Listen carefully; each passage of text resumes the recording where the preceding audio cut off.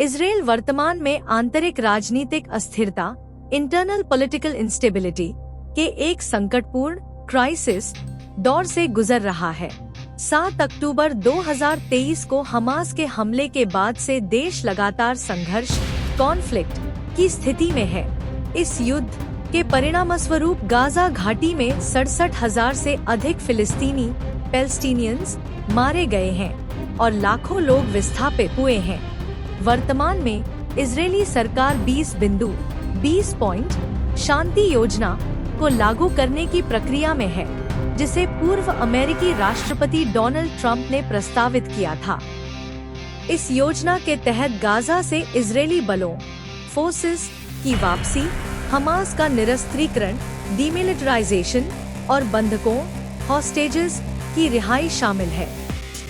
Hamas ने इस प्रस्ताव के कुछ हिस्सों को स्वीकार कर लिया है, लेकिन निरस्त्रीकरण के विषय में अभी तक अंतिम निर्णय नहीं लिया गया है।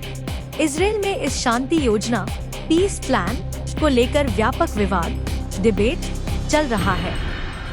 टेल अवीव में हजारों लोग सड़कों पर उतरकर प्रधानमंत्री बेंजामिन नेतन्याहू से बंधकों हॉस्टेजेस की रिहाई के लिए समझौते अग्रीमेंट को अंतिम रूप देने की मांग कर रहे हैं।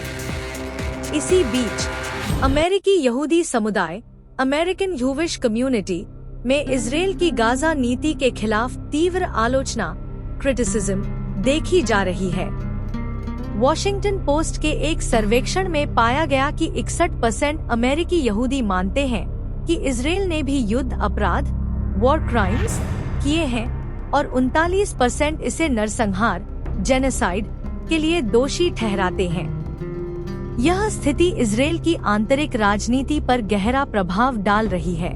इसी बीच येमेन से एक मिसाइल इजराइल की ओर दागी गई, जिसे हौथी रिबेल्स ने गाजा युद्ध के प्रतिशोध रिटेलिएशन के रूप में चलाने का दावा किया। इजराइल डिफेंस फोर्सेस ने मिसाइल को रोक लिया, लेकिन इसने क्षेत्र रीजन की अस्थिरता इंस्टेबिलिटी को और बढ़ा दिया।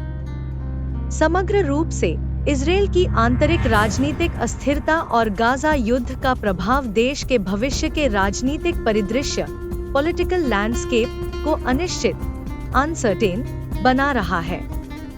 शांति स्थापना पीस एफर्ट्स की कोशिशें जारी हैं, लेकिन आंतरिक और अंतर्राष्ट्रीय इंटरनेशनल चुनौतियां इजराइल के सामने बड़ी बाधा मेजर ऑब्स्टिकल बनकर खड़ी हैं।